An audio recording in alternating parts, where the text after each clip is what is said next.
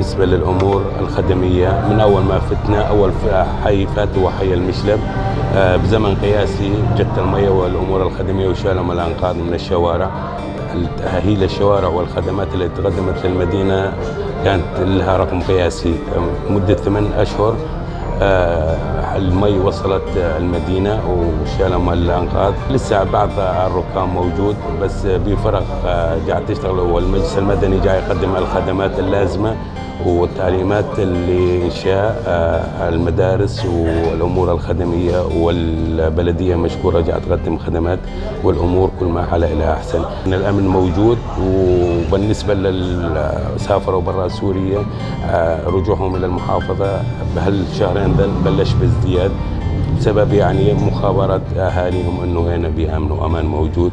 بالنسبة لفرص العمل الموجودة والمواطن ما عم يحتار إن شاء الله، ومن هين وقت غريب فرص العمل تكون أكثر.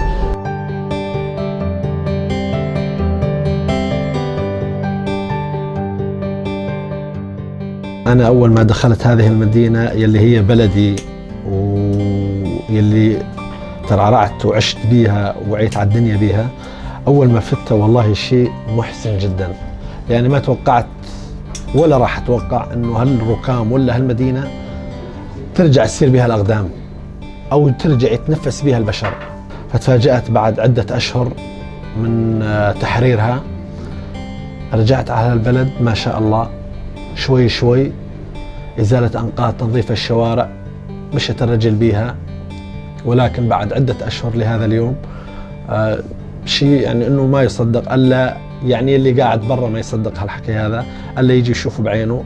عانينا من المياه تجينا من الفرات نقل عن طريق الصهاريج، ولكن صار لها تقريبا اكثر من 4-5 شهور المياه تصلك لبيتك والحمد لله ونقيه.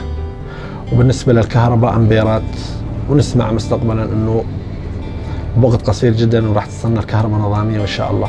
بيتي أنا أول ما فت لقيت فيه أنقاض ولقيت فيه ألقام، والحمد لله انزالت وتنظفت وتكلفت فيه والحمد لله خالص، وحارتي رجعت مثل أول تقريبا.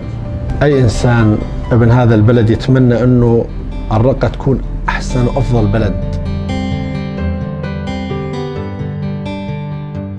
لا، بيه فرق كبير. الوضع الحمد لله كويس يعني، والعالم كل ما لها عم تجي لبيوتها يعني إذا بدي أقول لك 50% رجعت العالم لهون. خدمات مشان المدارس، الأمور الطبية، الحمد لله وضع كويس. من سنة يجي كنا بالشوارع ما في مكان يمر الواحد، هلأ بيمشي الواحد بروح بيجي نظامي. بلشت المدارس يعني عم يروحوا الأولاد ويجوا ماشي الحال، بس يعني بينقص بكادر التعليم، بينقص يعني ما يكتمل كامل. على مبدأ السنة الماضية لا، عم تتحسن البلد يوم بعد يوم، عم تتحسن البلد وماشي الحال، وأهلها عم يرجعوا العمار مشتغل وكلها مشتغلة، وإن شاء الله مستقبلها أفضل.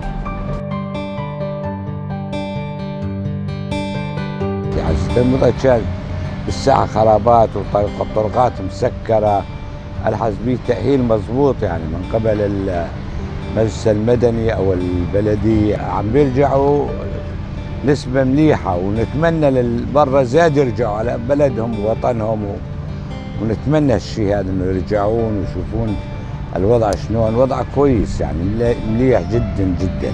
لا اكيد متفائل ان شاء الله لقدام اكيد احسن، ولسه لما يجون اهلها والعالم لسه على الرقه البرة ويجون لي هنا اهل الرقه، يعني لسه تصير اكيد على افضل، لاني ما حد يقوم مثل ما يقولون الا اهل الوطن اهل البلد، وكل واحد مثل ما يقوم بحيه ويقوم بنظافته بترميم بيته. هذا نتمناه يعني احنا منهم.